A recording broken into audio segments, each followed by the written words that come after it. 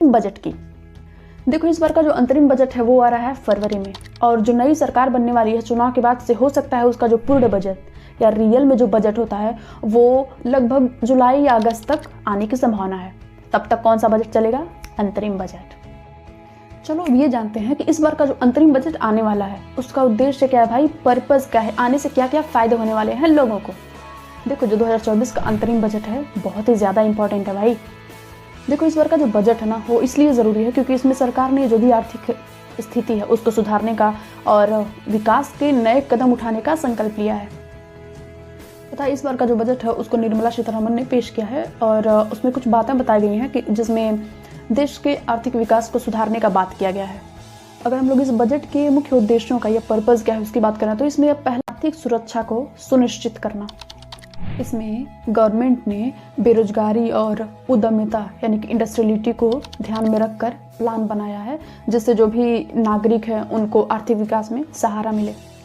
दूसरे उद्देश्य में वित्त मंत्री ने विभिन्न क्षेत्रों में निवेश को यानी कि इन्वेस्टमेंट को बढ़ाने का प्रस्ताव रखा है जिससे उन क्षेत्रों की हालत सुधारी जा सके, जैसे कि शिक्षा, हेल्थ सेक्टर, जो इंडस्ट्रियल एरिया है उसमें, कृषि में, जिसमें इन सारी योजनाओं को बूस्ट करने के लिए कई मोबाइल ऐप शामिल हैं।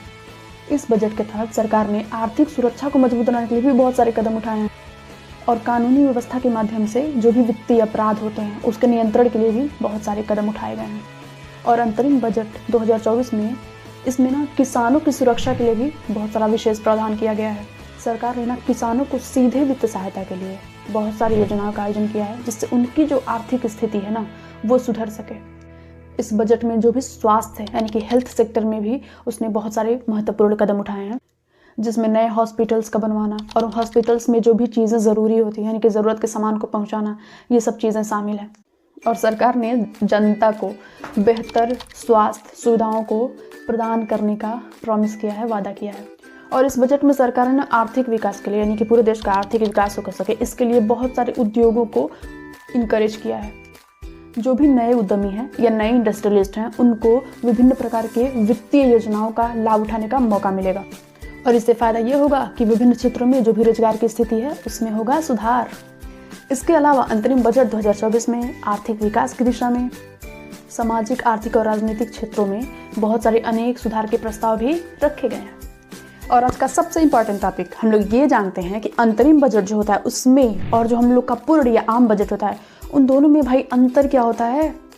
अंतरिम बजट में सबसे ज़रूरी इम्पॉर्टेंट अंतर ये होता है कि अंतरिम बजट में पुरानी चल रही योजनाओं को ही फंड दिया जाता है। नई योजनाएं सकती हैं और उनको फंड भी दिया जा सकता है, जबकि पुरानी जो योजनाएं चल रही हैं उनको भी फंड दिया जा सकता है।